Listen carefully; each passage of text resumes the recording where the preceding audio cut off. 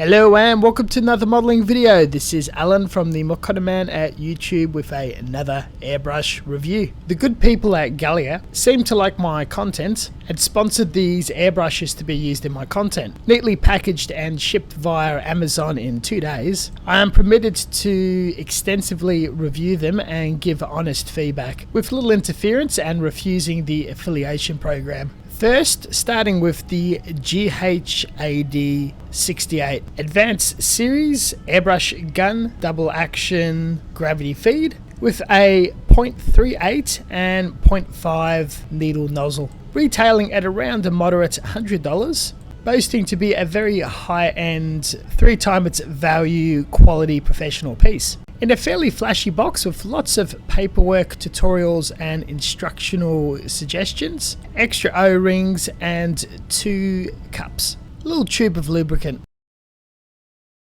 The instructional paperwork is very handy for complete beginners and the first time attempting an airbrush. We'll be completely ignoring them, and like any good mechanical sound understanding of a new tool, we'll completely strip down and pull it apart. There's a nice exploded parts diagram on the inner part of the box, which makes it hard to lose and easy to refer to. This is also the first time I'm dealing with a trigger airbrush in close to 10 to 15 years. The threads are very deep, but it's a fairly straightforward process with someone who's got no experience in this configuration.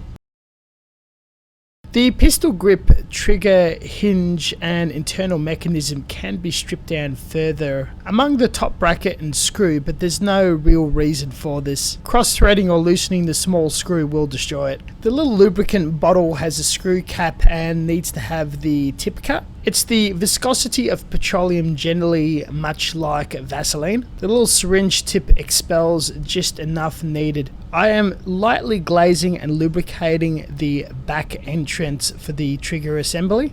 Both ends of the trigger needle guide, holding it by the thread. The inside of the outer sheath for the needle guide, and the last 2/3 of the needle.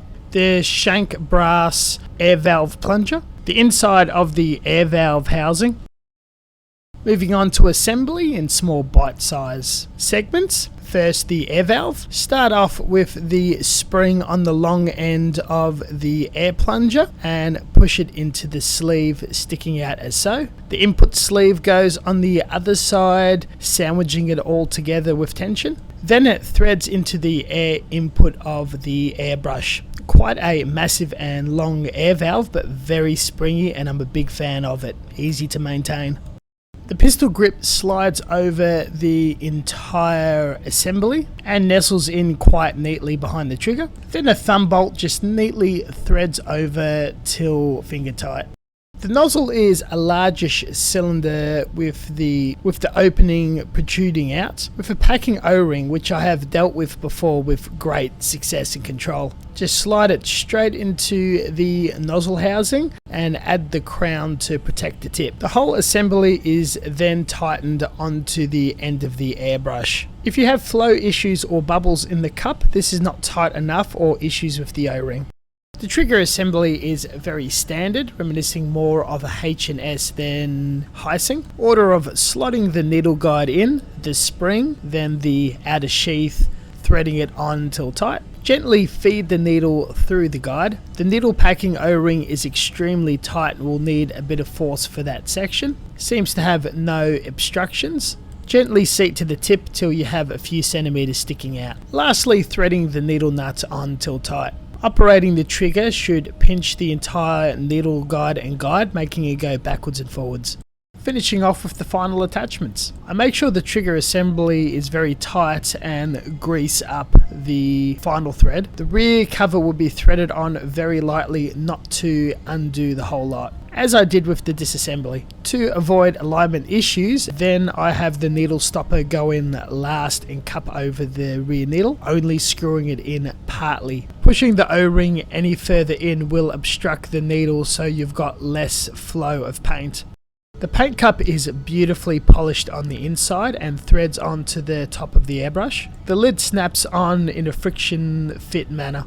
Finishing the assembly, there was no tedious or tricky small bits like tiny air valves in the Hyacinth, and I don't see any threats of nozzles or tiny threads being sheared like the tip of other airbrushes. It's a more modern and larger layout, not compatible with any other threads, but very friendly for beginners and maybe the most streamlined and basic assembly I've come across. The air input is a 1/8 inch thread, which is compatible with most hoses and air compressors. I'll be using a very cheap one with an output of 11 to 13 psi. We will be spraying generic lacquer paint with automotive thinner externally in a clear cup to a watery viscosity, well mixed. My general yardstick is to swirl it around, and if the paint sticks and slides down transparently, it's a good fit. If it slides all the way down, too thin, and if it sticks opaquely, it's too thick. Now, how this is considered as double action, partially pulling it back opens the air channel, going all the way allows paint to pass through. Ideal for beginners who pull back before they push down, creating splatter. Pour it in and we shall start the tests.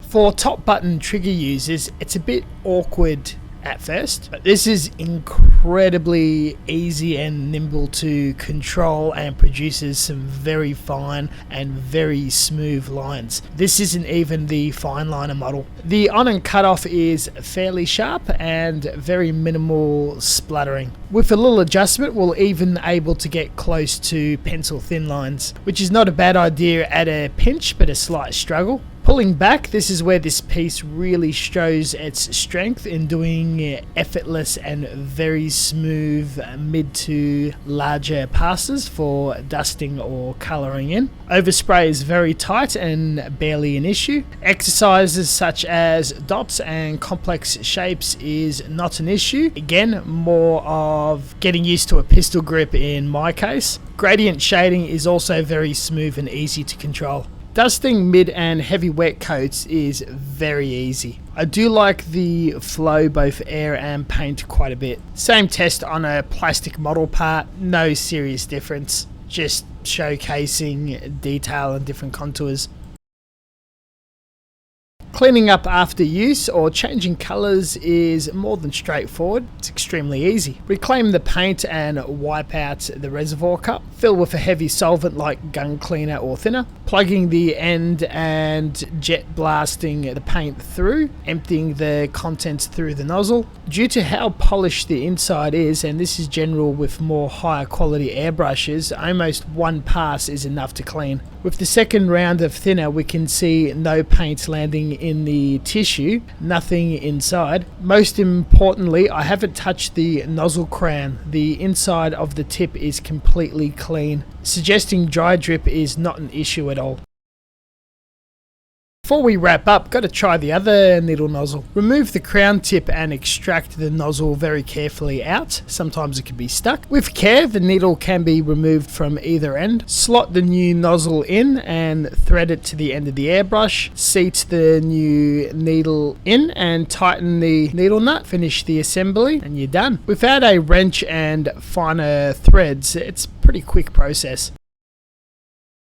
The line thicknesses and paint flow is noticeably heavier. Adjustment for pencil thin lines is a lot harder. Still possible at a pinch, but this is not the point of this assembly. Gunning for speed, coverage is very quick and the wide setting is quite neat. Dusting and heavy coat builds up very smooth with, again, minimal overspray. Priming and gloss coats is going to be absolutely optimized. Finished with a bit of shading and did a lot more fine control patterns to get used to the pistol grip. The test patterns speak for themselves. The demonstrations showcase this is well built, the parts are quality manufactured and polished. Available on Amazon and their website. We'll link everything in the description section. I paid careful attention to dig through the parts catalogue to make sure that components and replacement bits, O-rings, needles, nozzles and extra components can be purchased without issue. Parts are very reasonably priced, not exceeding $10 on most items. With availability in abundance, I have no reason not to endorse this airbrush. As advertised, it's well balanced, well flows, and it's ideal and would be good fit in the hands of a complete beginner, someone learning, a middle hobbyist, all the way to an extensively used professional. All that said and done, thank you very much for watching, and as always, until next time, stay tuned for further content, and we'll catch you guys later. See ya.